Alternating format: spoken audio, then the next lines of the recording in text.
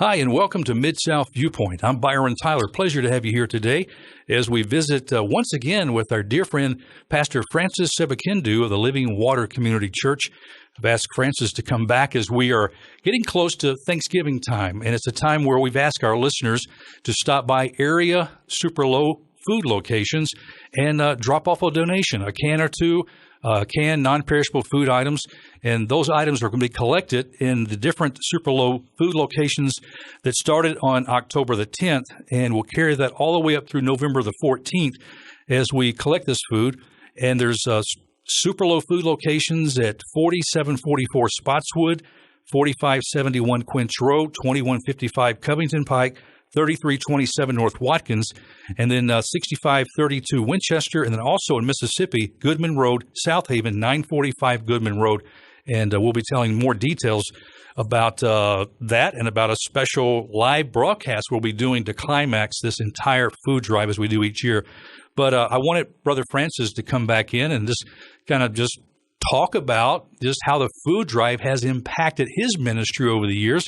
And really has provided, Francis, as you've mentioned to me multiple times, an opportunity to present the gospel of Jesus Christ. Thank you, Brother Byron. I tell you, the food drive is being a focal point in the Ministry of Living Water. A lot of people know us by that event. Many people look forward to this day because they know that we're going to be there with them or for them at this time. We have shared in the past, Brother Francis, stories of those individuals you've gone to their homes. And there's two that stand out to me, and I just kind of want to mention them and ask you to possibly add on to any new stories you might have to share about the food drive and the impact it's having in the ministry as you share. But one of the stories was you went to a home to provide the basket. A child came to the door. The mother was bedridden because she had been shot by her boyfriend and was not mobile. And yet she had, I think, 4 or 5 small children in the home, unable to provide for them. And the basket came at just the right time. Exactly. That basket came at the right time. And I want to tell you the news that all those people in that family now are part of the church. Now, am I correct that the last time when I visited at your church, there was one of the young girls, or maybe several in the family, that I actually got a chance to meet? That's right. Yeah, they're growing up now, and God, I think, has used this to be a catalyst for them to reach their soul. Right. Yeah, that's right. And another story I remember you sharing with me in the past was the fact that there was a gentleman, I believe, that when you went to knock on the door to provide the basket, they didn't have any food in the pantry or anywhere in the house at all, and they were just moments away from committing suicide, or they were talking very seriously about committing suicide before they heard you come to the door. Exactly. And obviously they didn't tell me this at that spot.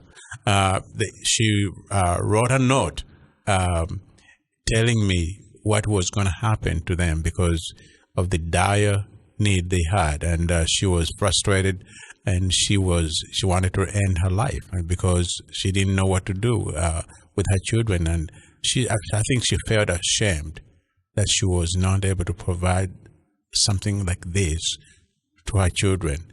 But God sent us to that house at the right time. You see, listeners, this is the impact that you're having each year when you just take some time out of your schedule to stop by one of these superfood locations. And we're just talking about a can or two.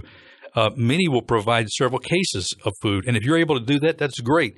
You might not be able to, but whatever you can provide helps make a difference as these items are collected, the canned and non-perishable food items are collected and put into a nice basket that will give families right in our community, will give them some food, not just for one meal, but for several meals. Exactly. And we don't just give them the canned goods because you can't make a really good meal out of that. But we supplement it with fresh produce, we go to for Michael to Palazola, and they work with us to help us buy potatoes, sweet potatoes, and yams and things that you will have on your own table, Thanksgiving dining table. We want to provide the same kind of meal to these people, and so we buy produce, and we buy turkeys and hams, and they get everything. Yeah, and that's what's so nice about the whole Thanksgiving meal. And I thank you for clarifying the fact that there's more than just canned and non-perishable food items. There's fresh produce, there's these turkeys and hams, and all of which these turkeys and hams, of course, have to be purchased. Many of them are donated too. So listeners who want to, they could actually, now you don't want to drop a frozen turkey off in the food collection for the canned and non-perishable food items. What should people do if they have like a frozen turkey that they want to give to you? Well, frozen turkeys will be good right before 2 days or 3 days before Thanksgiving, because then it will be thawing out. We don't have a big deep freezer, so we can't keep because of the bulking and serve it for a long time. But they can give money or buy a turkey and call us 2 days before Thanksgiving, and we'll pick it up. Yeah, if you can keep the turkey in your freezer, a deep freezer for, just right before a few days, as you mentioned, and then someone can pick it up, or even better, it would be nice if you could personally deliver it. It would help that would be great, because be best. I do run a lot during this time. You run a whole lot. I do. I want people to understand just really how much you run. When you think about somebody being a pastor, there's always a joke about pastor, only having to work on Sundays, and the rest of the time, he's maybe on the golf course or and we know that's not true. Okay. Hopefully that's not true. For we know pastors are busy people. They are reaching out into their community, to serve their congregations and also those and their neighbors in where their community serves. And so I know that has been something you've been doing for many years. Matter of fact, are you teaching right now school over in Arkansas? Well, I'm kind of and I'm mentoring. I don't teach. I don't have a teaching degree in public schools, but they want to mentor young people, and so I'm doing it in Marion, Arkansas. What does that entail? What do you do when you mentor like this? Well, you're trying to work with these young people. You help them. You encourage them to do their homework, to study, and just to make just make them focus about the future. Oftentimes, even in your own ministry, there's many moms or single parent moms who are working, and if their child I know in the past has been sick or needs a doctor's appointment. I mean, you, Pastor Francis, have gone and picked them up and taken them to appointments and making sure that they're cared for while their moms work, or while they don't have anybody really to care for them. I'm the 911 call. Most of these families have. Anything happening to their family, they call me first. Now, are these mostly members of your congregation, or who are these families? You don't have to be a member to be ministered to. Okay, we work with you. Eventually, some of them, the congregation benefits eventually as they see the love and the commitment we have to their family. They start coming to church. I mean, this is really just showing that the love of Jesus impacting people where they are. That's right, and that's why we call our church a community church, because we want to reach the community. We want to minister to the community, and not to build the church. Church benefits eventually, but the community is the most important thing. Pastor, Jesus said, "Suffer the little children and let them come to me." And, if you can reach the children, oftentimes you reach their families and their parents too, don't you? Well, you know what? I think that's what has happened in many instances, that you touch the little ones, and they get attached to you, and before you know it, even their daddies are coming. They may be a little bit inebriated, But because they love their children, if they love their children, they want to see what's going on in the lives. Because the kids sparkle. I mean, when they come and jump in your arms, and they see that there's somebody there who cares, I think you're sending a signal even to that person. Yes, my child needs me. I can't do exactly what that guy is doing. What a wonderful way to allow God to use you. And I know that's what your desire is. I mean, originally you're from Uganda. We've shared your story before. When were you born in Uganda? Well, well, I was born right. It's amazing because Queen Elizabeth was just, she had just become queen in England. So I think me and Prince Charles were very close to the same age. I don't believe you're quite that old. Maybe in the sense of as long as her reign has started, maybe so. But I was born in 1952. 1952, right? And what was happening in the life in Uganda at that time when you were born? I know, of course, you don't remember, but as you were born, what were some of the historical events and things that were happening when you were born? Well, some of these historical events were that Uganda was under the British umbrella, was a protectorate colony of England, and my father fought alongside the British. So he was a veteran. Uganda, the king had been exiled because at one time there was talk about turning Uganda into a Jewish state, and there was a lot of resistance and all that, and that was part of the reason why the king was taken in exile.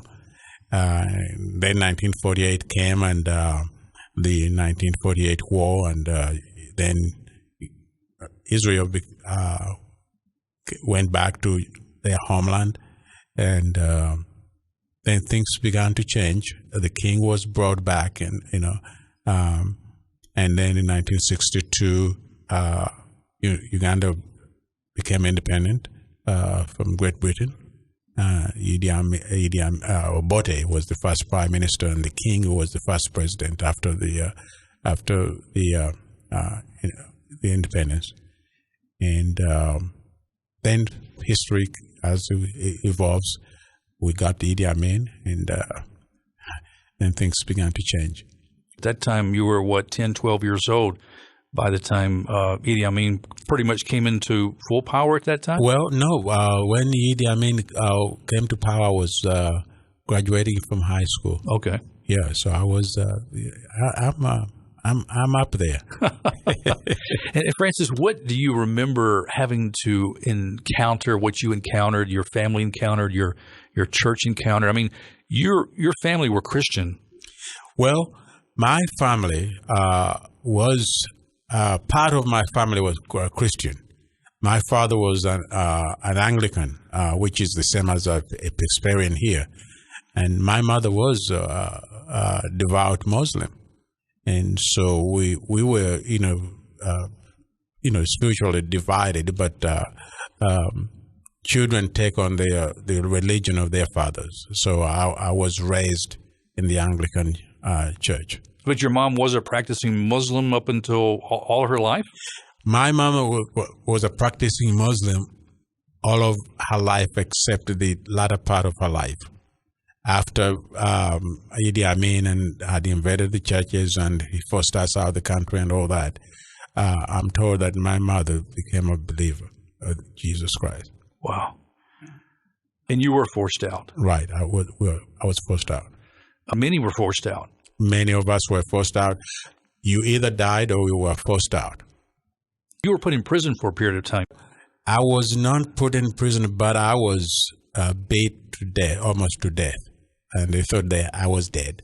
And I don't know why the military people didn't put a bullet in me, but I was bleeding. I was discolored. They thought they have killed me, so they didn't check to see that my pulse. I still had a little pulse left, and God knew why He left that pulse in. How did you find a secure place, or how did you find us after that point? What happened then? Well, somebody found, and I was put in Malago Hospital. That's the hospital in Kampala, and so there I recovered. So there was a Samaritan, somebody who came alongside and just found this, almost a breathless body, but realized that there was still life in it. Was it because of your faith in Jesus Christ that you were abused like that? Yeah, that's that at that time. That was the reason why, because I was part of a congregation that was at that time probably the single largest body, and we were attacked. And I had escaped, but because I was doing underground services, eventually they knew about it, and eventually they got to me. I was just thinking about the freedoms that we have here in the United States. What does it do to you, having lived in a country that suffered under a tyrant like Idi Amin and having been tortured to the point of death, when you see sometimes how we kind of take our freedoms for granted here in the United States? Well, I tell young people that United States is a special country. There's so much liberty, freedom, and they don't know what it means not to be free and to be able to express yourself any way you want and really have no reprisal. A lot of things that people say and do here, if you did it anywhere else, you would not live a second. And hopefully that people will come to understand the gift God gave them if you're an American. There is never freedom without a cost, though, and a responsibility, too. I think we have the mentality that we can have freedom without responsibility and without consequence. There's definitely consequence for our choices that we make. Well, exactly. And what is going on today can tell you what the mindset of people. They don't want those consequences. They think that they are free to do anything they want, and there's no restriction. Restrictions are good. Freedom is good, but it costs something. And so people take this freedom for granted. They take this country for granted, and even Rome fell. And hopefully, the United States will not fall soon in our lifetime. Do you think, Brother Francis, that a lot what you've gone through in your life, that you experienced in your past, the pain, the persecution, and all of that encompassed your life those years ago, that you're kind of on a mission now that gives you strength? Maybe having that gives you strength to be able to do what you do today? I think that it does help me to do what I do because I know that it can be taken away anytime. And if you lose that opportunity, you may never capture it again. Yeah. You're so passionate about the people you serve. I mean, you really care about this city, and you really care about the people that you minister to. They are part of my life. I can't, it's, you can say almost like a white linen and a dark spot. They're permanent. Not that they can give a whole lot back to you in a sense of financial or other gifts or things because of what you're able to do for them. Financially, they don't take care of me.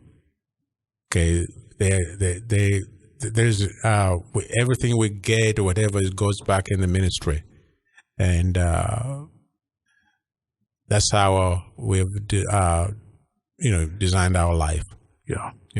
Everything we do around living water goes back into the ministry. I want to spend some time now talking about your lovely wife, Lynn, because she is an integral part of the Ssebikindu home. Right.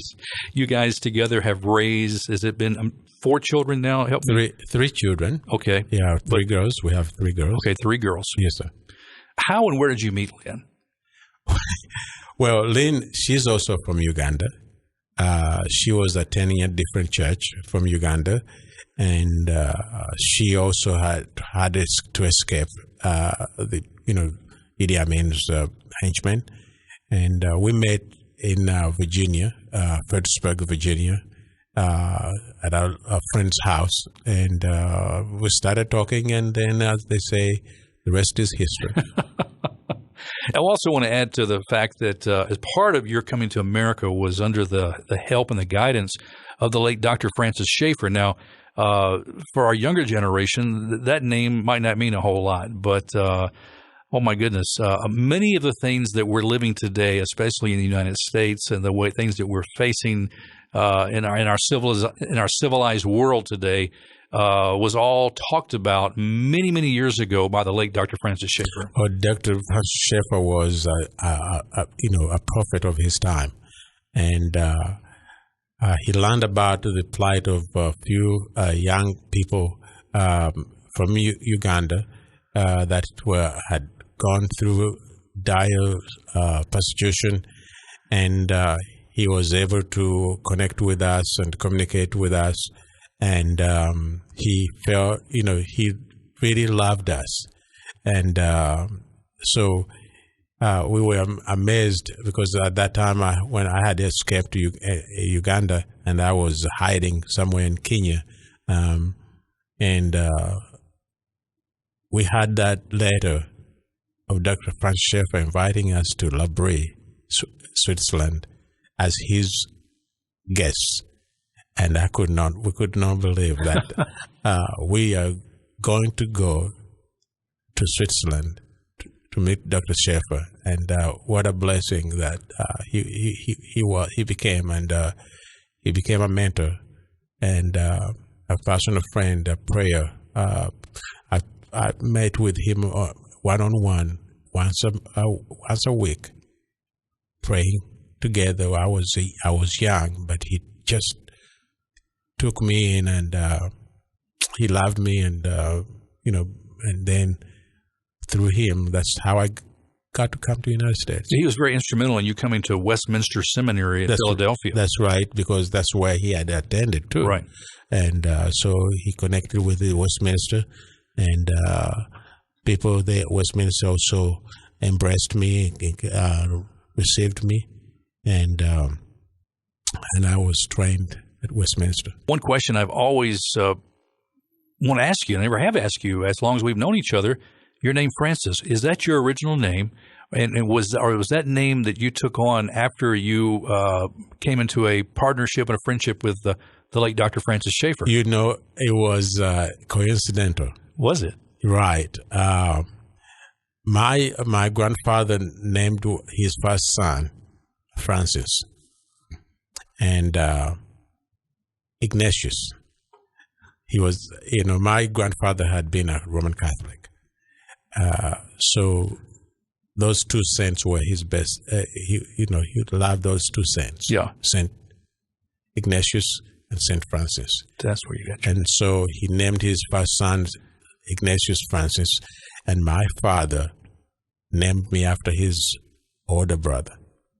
That's how you got your name. And so I became the black Francis, and he was the white Francis.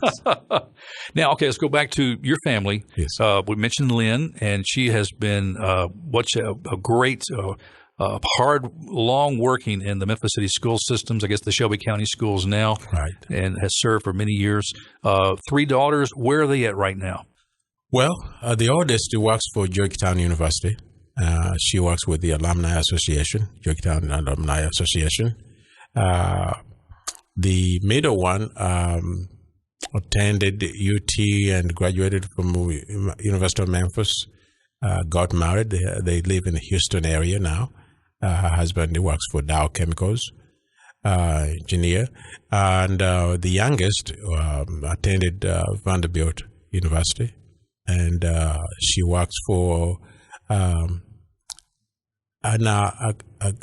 hospital setting outfit from Durham, North Carolina, but stationed in Atlanta, Georgia. Wow.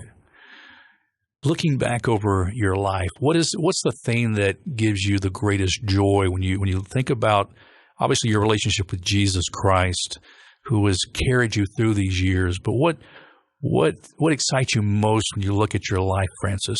I think what excites me most is to see some of the young people.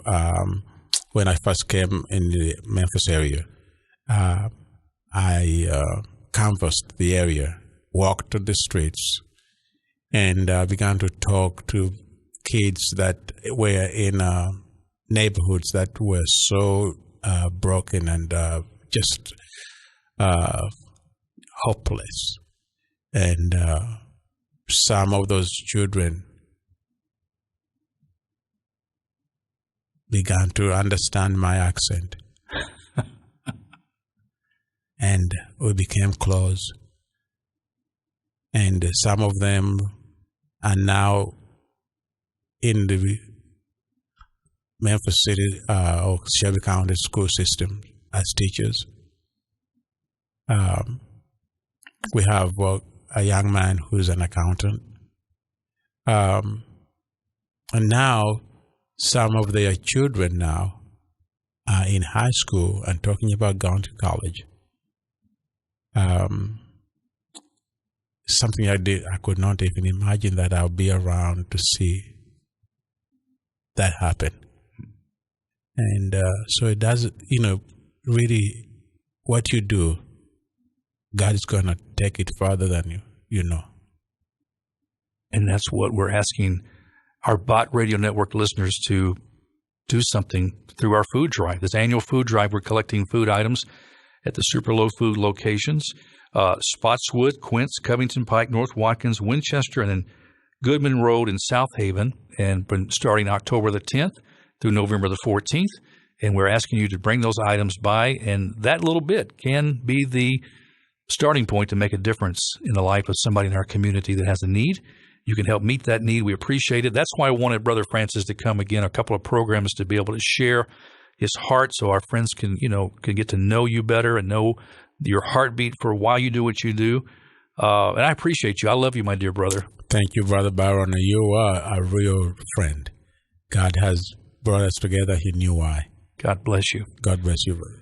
And friends, don't forget, too, now we're going to be having the climax of our annual food drive on November the 14th from 10 until 1 at the Super Low Food location, 945 Goodman Road in South Haven, Mississippi. Brother Francis will come by. We'll have some praise and worship music, food, donations, South Haven Fire Department. Many others will be there, and it won't be complete unless you come and participate. We always have a great time. Thank you so much. Thank you, Brother Francis. Thank you, Brother Byron. God bless you. And God bless you all, listeners, and we appreciate your help. Friends, that's all the time we have on this edition of Mid-South Viewpoint. Thanks for stopping by. I'm Byron Tyler. We'll talk to you next time. Bye-bye.